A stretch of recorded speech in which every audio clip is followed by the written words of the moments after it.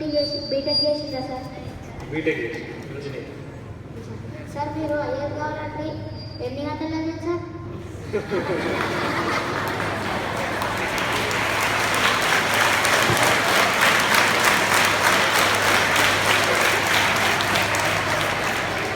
అంటే రెగ్యులర్ ఒకటి ఇన్ని గంటలని అంటే పక్క ఇన్ని గంటలని చదివానని చెప్పాను.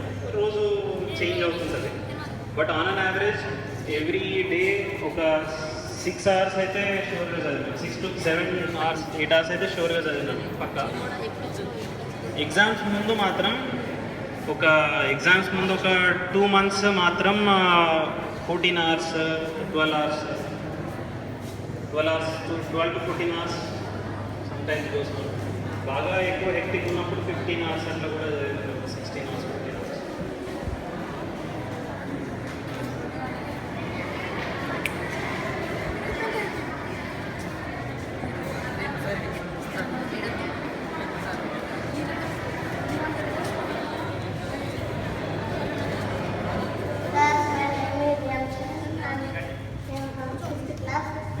సార్ ఐఏఎస్ కావాలంటే ఏం చేస్తారు? టీచింగ్. ఫస్ట్ ఇక్కడ ఇంటర్మీడియట్ తర్వాత ప్లస్ టూ అవుతుంది కదా. ప్లస్ టూ అయిన తర్వాత ఏదైనా డిగ్రీ, ఎనీ డిగ్రీ, బీటెక్ కానీ లేదంటే బీకామ్, బీఏ, ఇంకా ఎనీ డిగ్రీ, ఏ డిగ్రీ అయినా కూడా ఎలిజిబుల్. చేసిన తర్వాత మళ్ళీ కూర్చోండి ఇవన్నీ సేమ్ సిలబస్తో మళ్ళీ కూర్చొని చదవాలి. ఏ క్లాస్ నాన్న? 6th class. 6th class. Very good. Next ఇంకా సార్ నా పేరు కౌశిక్. నేను 8th class చదువుతున్నాను. చెప్పు. ఐఏఎస్కి కావాల్సిన లక్షణాలు ఏంటి?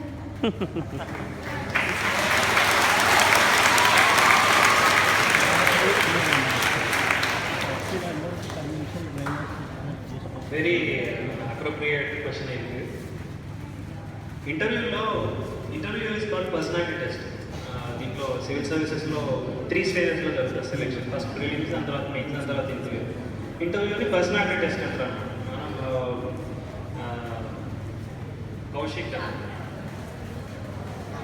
కౌశిక్ అడిగింది కూడా ఎగ్జాక్ట్లీ అదే. పర్సనాలిటీ టెస్ట్లో ఏం టెస్ట్ చేస్తారు?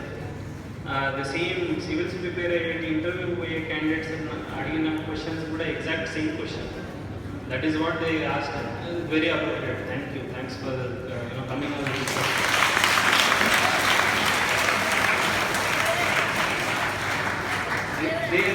They look for many traits.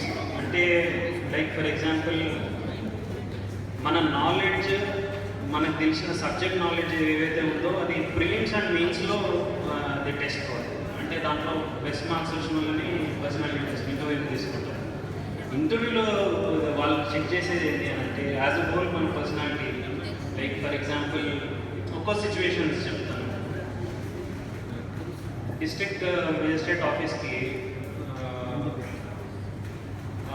ఒక సంవత్సరం పంటలు పండలేదు, రైతులకు కరెంట్ రావట్లేదు, నీళ్ళు పొలాలకి ఏంటి మోటార్లు వేసుకున్నాము, పంపులు వేసుకున్నాము అంటే కరెంట్ రావట్లేదు, పొలాలన్నీ ఎండిపోతున్నాయి. ఏదైనా ఆ 2-3 ఊర్లలో 4-5 ఊర్ల నుంచి 100-200 మంది రైతులు వీళ్ళంతా వస్తారు, వచ్చి ధర్నా చేస్తారు. డిస్ట్రిక్ట్ మేజిస్ట్రేట్ ఆఫీస్ ముందు, కలెక్టర్ ఆఫీస్ ముందు ధర్నా చేస్తారు. ధర్నా చేస్తున్న వీళ్ళు కామన్ రైతులు ఎవరైతే ఉంటారో వాళ్ళ కోపము, వాళ్ళ యాంగర్ ఇవన్నీ కూడా ఒకవేళ అక్కడికి వెళ్ళి కలెక్టర్ని ఎగ్జాక్ట్లీ ఇప్పుడు వస్తేనే మేము చదువుతాము, లేదంటే రాస్తాము, చేస్తాం, ఏదైనా చేస్తానని డిస్ట్రిక్ట్ మేజిస్ట్రేట్ అక్కడ వెళ్తాడు, లేదంటే ఎస్పీ అక్కడ వెళ్తాడు. వెళ్ళిన తర్వాత ఆ సిచ్యువేషన్ నువ్వు ఎట్లా హ్యాండిల్ చేస్తావు? వాళ్ళు తిడుతుంటారు, కావాలంటే రాళ్ళు వేసుకుంటారు, కోపం వస్తే రాళ్ళు వేసుకుంటారు, మనుషులు కూడా వచ్చి కొట్టడానికి ట్రై చేస్తారు. బట్ వాళ్ళ కోపం అంతా కూడా యాజ్ ఎ డిస్ట్రిక్ట్ మేజిస్ట్రేట్ ఈయన మీదనో లేదంటే ఎస్పీగా పర్సన్ మీదనో కాదు. వాళ్ళ యాంకర్ అంతా కూడా నా బాధను ఎవరు పట్టించుకోవట్లేదు అన్న గవర్నమెంట్ సిస్టమ్ మీద ఒక చిన్న బాధ, కోపం. మామూలుగా మన ఇంట్లో కూడా మనం చేస్తాం. సపోజ్ అమ్మ వాళ్ళు, నాన్న వాళ్ళు మనకు కావాల్సిన ఇయ్యలేదనో ఏదో చేస్తుంటే అది విసిరేయడం, ఇది విసిరేయడం, గొడవ చేయడం, పని చేస్తే సేమ్ అదే. సేమ్ డిస్ట్రిక్ట్ మేజిస్ట్రేట్ ఒకవేళ ఆ టైంలో అట్లాంటి సిచ్యువేషన్లో వాళ్ళని అడ్రస్ చేయకుండా నీ ఏదైనా చేయగలుగుతున్నా చేస్తానని చెప్పకుండా లాఠీ చార్జ్ ఆర్డర్ చేయడము లేదంటే ఇంకేదైనా ఆర్డర్ చేయడము చేస్తే that situation becomes even more worse. So ఒక ఇంటర్వ్యూలో వచ్చినప్పుడు ఇంటర్వ్యూ ప్యానల్ మెంబర్స్ వచ్చేది కూడా ఇదే. వాళ్ళు ఏంటి అని అంటే చాలాసార్లు క్రూషియల్ అంటే ఒక క్రిటికల్ సిచ్యువేషన్లో మనల్ని పెడతారు, పెట్టి మనం ఎట్లా రియాక్ట్ అవుతాము. లైక్ ఫర్ ఎగ్జాంపుల్ ఒక క్వశ్చన్ అంటే క్వశ్చన్ ఆన్సర్ రౌండ్ ఎట్లా ఉంటుంది అని అంటే ఒక స్పెసిఫిక్ క్వశ్చన్ అడుగుతారు, వెంటనే ఆ క్వశ్చన్ ఆన్సర్ కంప్లీట్ అయ్యేలోపు ఇంకో క్వశ్చన్ వస్తుంది. ర్యాపిడ్ ఫైర్ రౌండ్లో కొన్నిసార్లు స్టార్ట్ చేస్తారు అన్నమాట. స్ట్రెస్ ఉంటుంది సార్. ఎంత స్ట్రెస్ని మనము హ్యాండిల్ చేయగలుగుతాం. ఒక ఐఏఎస్ ఆఫీసర్ పేరు చెప్పాను, ఆయన ఇంటర్వ్యూలో జరిగిన ఇన్సిడెంట్ చెప్తారు. ఆయన ఇంటర్వ్యూలో కూర్చున్న తర్వాత ఆయన అడిగింది ఏంటి అని అంటే, నిన్ను why do you think you're suitable for to be an IAS officer or civil servant అని చైర్మన్ అడిగాడు. ఆ చైర్మన్ ఎవరైతే ఉన్నారో is known for short temper, కొంచెం చాలా కోపం. ఆయన is a military man or IPS officer అట్లా అంటారు. He was very short tempered person. So ఆయన బోర్డుకి వెళ్తే కొంచెం జాగ్రత్తగా ఉండాలి, ఆయన కోపం వస్తుంది అని అందరికీ తెలిసింది. ఈయన అడిగినట్టు ఏ ట్రేడ్ కోసం నువ్వు నీలో ఏ క్వాలిటీ ఉంది నిన్న ఐఏఎస్ ఆఫీసర్ ఐపీఎస్ ఆఫీసర్ ఈయన చెప్పింది ఏంటి అంటే, సార్ నేను చాలా ఎమోషనల్ పర్సన్. సో ఎమోషనల్లీ నేను కామన్ పీపుల్తో కనెక్ట్ అవుతాను కాబట్టి నేను వాళ్ళకి సాల్వ్ చేయడానికి, వాళ్ళ ప్రాబ్లమ్ సాల్వ్ చేయడానికి ట్రై చేస్తున్నాను అంటే, he being an IPS officer emotional ఎట్లాంటిది అని అంటే he feels very angry about it. Emotional వెంటనే రెజ్యూమే డిఏఎఫ్ అని ఒక ఫామ్ ఉంటుంది, రెజ్యూమే లాగా అనమాట. ఆ ఫామ్ తీసుకొని ఇసిరేసి I don't want any emotional fools in any of my services, get out of the room అని చెప్పేసి ఆయన బయటకు వెళ్ళమంటే ఇంకా ఆబ్వియస్గా సంవత్సరాన్ని కష్టపడితే 20 నిమిషాలు దొరుకుతుంది బోర్డు మీద కూర్చొని ఇంటర్వ్యూ ఇవ్వడానికి. సో నా సంవత్సరంన్నర వేస్ట్ అయిపోయింది అని అప్పుడే ఈ థాట్ ఇంకా వేస్ట్ అయిపోయింది అని అనుకుంటున్నాను. నార్మల్గా వేరే ఎవరైనా కూడా ఆ సిచ్యువేషన్లో ఉంటే ప్రాబబ్లీ సారీ సార్ అన్న ఇంకేదో చెప్పి లేచి వెళ్ళిపోయేవాళ్ళు, లేదంటే ఏదో చేసేటోళ్ళు, లేచి ఇంకా అక్కడికి కాంపౌండ్ కూర్చున్నట్టు ఏదో చేసేటోళ్ళు. బట్ ఈయన ఏం చేసిందనంటే తిట్టగానే ఇంకా అయిపోయింది, ఈయనకు అనిపించింది ఇంకా అయిపోయిన 5 సంవత్సరానికి అయిపోయిందని అనుకున్నాడు. వెంటనే అంటే ఈయన ఐపీఎస్ ఆఫీసర్ ఎవరు వెళ్తున్నారో ఆయనకు కొంచెం బోర్డ్ చైర్మన్కి కొంచెం బీపీ అనమాట. సో ఆ బీపీ టెంపర్తో ఎక్కువ వస్తాడు. బీపీ అరవగానే ఆయన బీపీ రేజ్ అవుతుంది, కామ్ కావడానికి కూడా టైం పడుతుంది. సో ఈయన చూడగానే ఆయనకు అర్థమైంది నాకు బీపీ రేజ్ అయింది కష్టమని. దాని తర్వాత వెంటనే వాటర్ పెట్టినాయంటే మన టీవీ మీద గ్లాస్ పైన క్యాప్ తీసి ఆయనకు వాటర్ ఇచ్చిందన్నమాట. సో ఆయన నార్మల్గా ఆయన దగ్గరికి వెళ్ళి మాట్లాడడానికే జనాలు భయపడతారు. అట్లాంటిది నేను ఇంత గట్టిగా అరిచి పేపర్లు వేసేసి గెట్ అవుట్ అని అంటే వచ్చి నాకు వాటర్ ఇస్తున్నాడు, వాటర్ ప్రజెన్స్ ఆఫ్ మైండ్ అని చెప్పేసి ఈ continued the interview and he gave him the highest marks in his panel. So presence of mind, ఆయన కోపము ఆ స్పెసిఫిక్ పాయింట్ ఆఫ్ టైం మనం ఏమనుకుంటామని అంటే, ఇప్పుడు మన టీచర్స్ కూడా ఎప్పుడైనా కోపడ్డారు లేదంటే ఇంకేదైనా అన్నారు, మనం ఏమనుకుంటామంటే నన్ను తిట్టిండు లేదంటే నన్ను ఏదో అన్నారు అని అనుకుంటాను. నిన్ను కాదు అన్నది యాక్చువల్గా, నువ్వు చేసిన పని అన్నాను, వాటి ఎందుకు చేసినావు అన్నట్టు అన్నారు. అది మనము అర్థం కాదు. మన ఇంట్లో అంటే అమ్మ ఏదైనా దెబ్బతిందో ఇంకేదో అర్థం అంటే మా బాధ ఏంటంటే ఇంకేమన్నా అవుతుందేమో అని బాధ. సో వాళ్ళు కూడా సేమ్ అదే. ఆ స్పెసిఫిక్ సిచ్యువేషన్లో ఆయనకు వచ్చిన కోపం ఈయన మీద కాదు, ఆయన స్పెసిఫిక్ ట్రేడ్ని ఫిట్ అవ్వదు అని చెప్పేయడం అంత కోపంగా చెప్పాడు. లేదు నేను అట్లాంటి ట్రేడ్ కాదు సార్, నాకు ఇంకో వేరే ట్రేడ్స్ కూడా ఉన్నాయి. Like for example presence of mind, నువ్వు అంత కోపంగా ఉన్నా కూడా నేను దాన్ని హ్యాండిల్ చేయగలుగుతాను. ఇట్లాంటి కొన్ని స్పెసిఫిక్ సిచ్యువేషన్స్ అంటే ఈ ఎస్పెషల్లీ సివిల్ సర్వీసెస్లో ఈ 2 సర్వీసెస్ ఐఏఎస్ అండ్ ఐపీఎస్ ఏవైతే ఉంటాయో ఎప్పుడు పబ్లిక్ ఇంటరాక్షన్ ఎక్కువ. సో నార్మల్ పీపుల్తో ఎప్పుడు ఇంటరాక్ట్ అవుతా ఉంటే ఎప్పుడు ఎవరి కోపం వస్తుందో తెలియదు, ఎప్పుడు ఎవరు తిడతారో తెలియదు. పొలిటీషియన్స్తో ఇంటరాక్షన్ కాబట్టి ఎవరు ఎప్పుడు చేస్తారు, ఇవన్నీ ట్రేడ్స్ వాళ్ళు చెక్ చేస్తారు. తెలుగు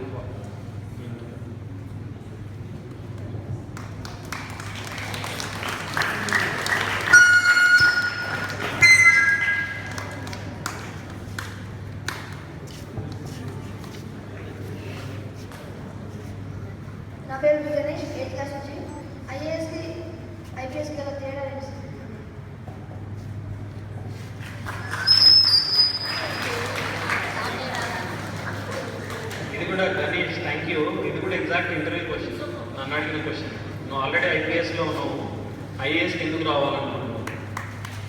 ఇది అడిగిన ఇన్ఫాక్ట్ ఇంటర్వ్యూ 20 నిమిషాలు 10 నిమిషాలు మొత్తం ఇదే. నువ్వు ఐపీఎస్లో ఉన్నావు, ఐఏఎస్ ఎందుకు రావాలనుకున్నావు, వాట్ ఇస్ ద డిఫరెన్స్? ఏం డిఫరెన్స్ వస్తుంది? నువ్వు ఏం చేయలేదు. Very true. ఐపీఎస్ ఏంటి అని అంటే specialization. Law and order situation ఏదైతే లా అండ్ ఆర్డర్ అని అంటే పోలీస్ రిలేటెడ్, ఇప్పుడు ట్రాఫిక్ మేనేజ్మెంట్ కానీ, లేదంటే క్రైమ్ కానీ, ఇన్వెస్టిగేషన్ కానీ, ఇంకా ఇంటెలిజెన్స్ బ్యూరోస్ మన ఇది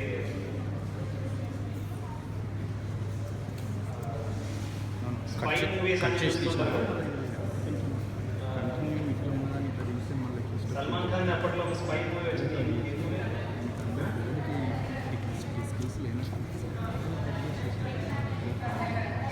ఏక్ ద టైగర్, ఎగ్జాక్ట్లీ. ఏక్ ద టైగర్లో ఆయన రాయల్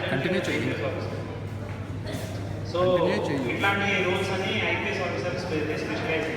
క్రైమ్ ఇన్వెస్టిగేషన్ అంటే ఏంటి అంటే ఎక్కడైనా ఏదైనా క్రైమ్ జరిగింది, సెల్ ఫోన్ పోయింది, లేదంటే ఇంకేదో ఇంట్లో దొంగలు పడ్డారు, అక్కడ క్రైమ్ సీన్కి వచ్చి వాళ్ళు అన్నీ చెక్ చేసి ఫింగర్ ప్రింట్స్ కలెక్ట్ చేస్తారు. అక్కడ ఎవరెవరు ఇంకేమన్నా వేరే శాంపుల్స్ ఏమైనా ఉన్నాయా, బ్లడ్ శాంపుల్స్ ఏమైనా ఉన్నాయా, ఇంకేమన్నా ఇట్లాంటివి ఏమైనా ఉంటే అవన్నీ కలెక్ట్ చేసి వాటి నుంచి ఇన్వెస్టిగేట్ చేసి క్యాండిడేట్ ఎవరు చేసిండ్రు, ఎవరు ఇన్వాల్వ్ అయినారో ఐడెంటిఫై చేసే పనులు.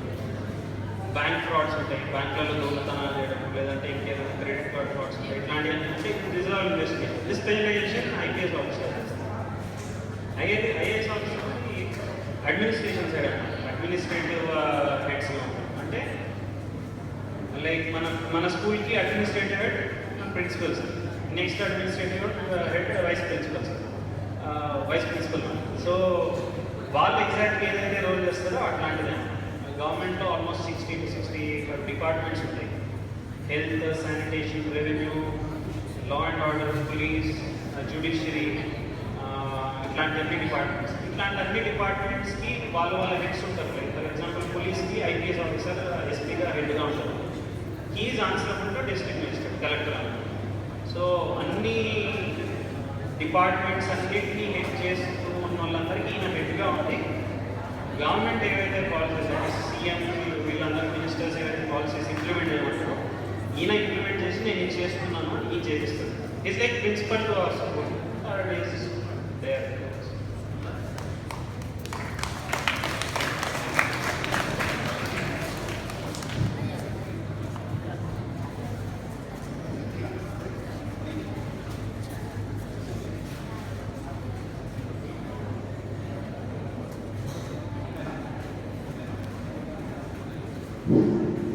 యాక్చువల్గా అమ్మాయిలు అండ్ సీనియర్ బ్యాచెస్ 6th వాళ్ళు 8th వాళ్ళు అడుగుతూ ఉన్నారు అంటే you should feel shame on your self. పెద్దవాళ్ళు ఎవరైతే ఉన్నారో యూ షుడ్ కమ్ ఫార్వర్డ్. ఇంకా వాళ్ళకి ఏం తెలియదు, ఐఏఎస్ గురించి తెలియదు, ఐపీఎస్ గురించి తెలియదు, లేకపోతే ఇంకేం తెలియదు. But they are asking with enthusiasm అంటే ఇది ఏంటి అని చెప్పేసి అడుగుతూ ఉన్నారు. So senior batches +1, +2, 9th, 10th మీకంటూ ఒక గోల్ ఉంటుంది కదా. ఎవరికి లేదా సివిల్ స్కోర్ లేదా? ఎవరికి? Nobody wants IPS IAS. మీకేం జాబ్ అవసరం లేదా? How many of you? ఎంతమంది కావాలనుకుంటున్నారు IAS from senior batches? No one. Raise your hands. Fully confidence ఉండాలని లేపాలి. నేను కావాలనుకుంటున్నానని నేను లేపాలి. Nobody wants. Then if you want to become an IAS officer, నీకు డౌట్ ఉంటాయి కదా, అడగాలి కదా. Yes, come forward for asking questions. Come. Nice.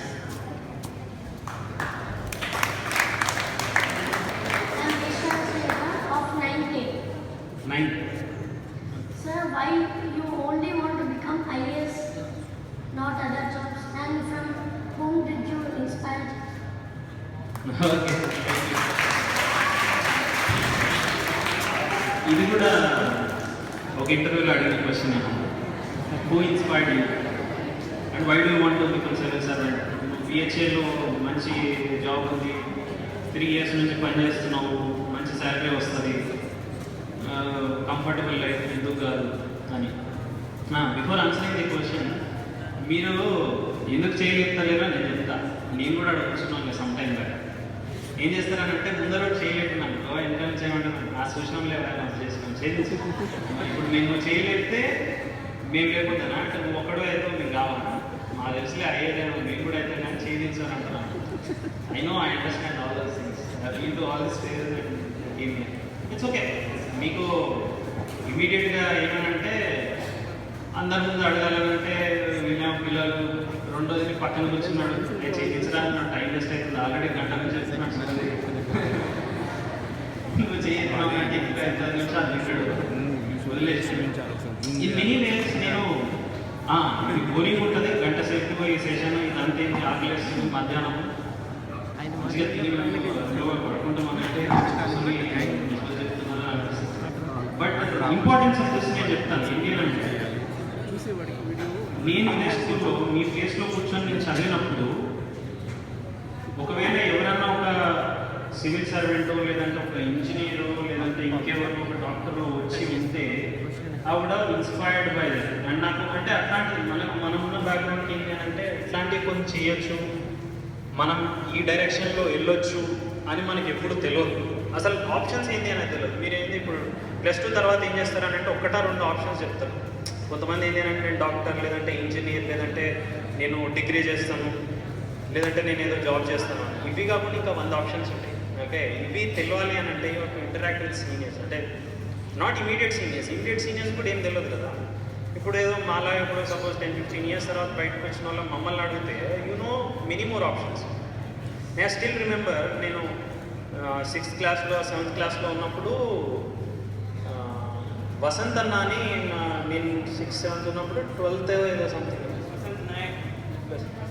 Vasant Naik అన్న అప్పట్లో ఎంబీబీఎస్ ఎంబీబీఎస్ ఎంట్రన్స్ వచ్చింది, ఐఐటి ఎంట్రన్స్ వచ్చిండే, ఐఐటిలో వచ్చిండన్న. యూఆర్ సో ఇన్స్పైర్డ్కి అరే మన దగ్గర నుంచి కూడా ఐఐటిలోకి చదవడానికి వెళ్ళొచ్చంట అని చెప్పేసి. దెన్ ఎవరు అడిగినా కూడా నువ్వేమవుతావు అంటే నేను ఇంజనీర్ అవుతా అని చెప్పాను. నాకు అప్పుడు తెలియదు ఇంజనీర్ ఎట్లా అవుతారో తెలియదు, ఏం చేస్తే అవుతారో తెలియదు, ఇంజనీర్ ఏం పని చేస్తారో కూడా తెలియదు.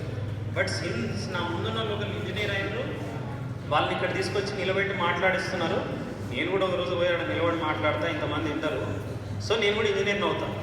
So this is all for goal setting. మీరు ఒక గోల్ సెట్ చేసుకోవడానికి ఏదైనా ఇది అని అనుకోవడం. నౌ ఐ బిలీవ్ మీతో పాటు మీరున్న ప్లేస్లోనే కూర్చొని ఒకళ్ళు ఐఏఎస్ లేదంటే ఐపీఎస్ అయ్యిండ్రు అని అంటే మీలో almost everybody can get in to it. You అందరూ almost all potential candidates. So I believe ఇట్లా ఆన్సర్ క్వశ్చన్ అంటే బేసిక్గా ఇంటరాక్ట్ అవ్వడం వల్ల మీకు ఇట్లాంటి ఆప్షన్స్ ఉంటాయి అని తెలుస్తాయి. దాని తర్వాత మీకు ఇన్ఫ్యాక్ట్ ఇప్పుడు వచ్చే డౌట్స్ ఏంటి అని అంటే చాలా చిన్న డౌట్స్ ఉంటాయి. ఇవి over period of time when you actually are ready for preparation, ఇవన్నీ వన్ వే ఆర్ అదర్ కొంచెం హెల్ప్ అవుతాయి. దాని తర్వాత ఇక స్పెసిఫిక్ క్వశ్చన్స్ ఉంటాయి, like a specific topic a బుక్లో నుంచి చదవాలి. These are much more relevant when you are preparing for civil services. కాకపోతే సివిల్ సర్వీసెస్ కెరీర్ ఆప్షన్ తీసుకోవాలా లేదా అనే దానికి ఇప్పుడు మనం ఇంటరాక్ట్ అవుతున్నది యూ విల్ రియలైజ్. ఇట్లా జాబ్ ప్రొఫైల్ ఉంటుంది అని చెప్తే ప్రాబ్లీ యూ విల్ అండర్స్టాండ్.